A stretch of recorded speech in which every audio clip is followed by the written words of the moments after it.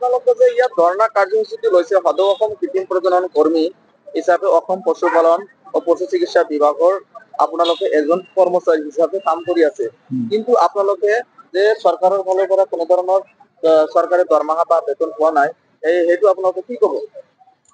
চাওক, আজি আমি 2005 বৰ্ষৰ পৰা আমাৰ সকলো গোপাল মিত্ৰ আৰু মৈত্ৰী ভাই বন্ধুসকল মানে বিনা বেতনে মানে ইমান কষ্ট গায়ে ভুঁয়ে আজি চাৰ্ভিচ দি আছে, কিন্তু আজিলৈকে আমাক চৰকাৰে চকু মেলি চাৱা নাই। খালি অকল অলপমান কিছুদিনৰ কাৰণে অলপ ইনচেন্টিভ দিয়ে, তথাপি কেইমাহ পিছে পিছে মানে এনেকে দিছিল। তথাপি আজি 2 বছৰ পশুধন ইনাফত থাকোতে মানে আমাক কিছু পইচা দিছিল, কিন্তু তাৰো পিছত এনেকা তেওঁলোকে চল চাকৰিৰ মাজেৰে ইনাফটো বন্ধ কৰি দি পেলাই আৰু পশুধন লৈ আহিল।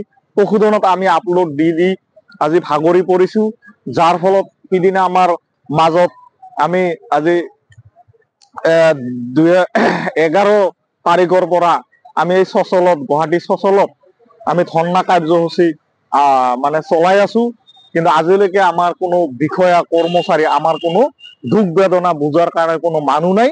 কিন্তু তথাপিও আমাৰ CEO ছাৰ আহিছিল, আহি আপোনালোকে কল যে আপোনালোকক 1 কোটি টকা দিয়াৰ কাৰণে মানে আমি মাথা মাৰিছো, কিন্তু আমাৰ সকলো লগ বন্ধুৱে আমাৰ এটাই দাবী, মানে এই অসমখনত সকলো মানে শদিয়াৰ পৰা ধুবুৰীলৈকে আমাৰ সকলো কৰ্মচাৰীক মানে মাহেকীয়া দৰমহা দিয়াৰ কাৰণে আমি চৰকাৰৰ ওচৰত বা মামাৰ ওচৰত, যিহেতু ভাগিন মানে তেওঁক মানে দৰকাৰে মানে তেওঁক মানে আমি দৰমহা দিয়াৰ কাৰণে মাহেকীয়া সেইটোৱে আমি অনুৰোধ জনাইছো আৰু কি। আৰু সকলো আমাৰ যিবিলাক আমাৰ মাজৰ পৰা হেৰাই গৈছে তেওঁলোকক কিবা এটা মানে সাবচিডি বেনিফিট দিয়াৰ কাৰণে মই অনুৰোধ জনাইছো মোৰ তৰফৰ পৰা। ধন্যবাদ।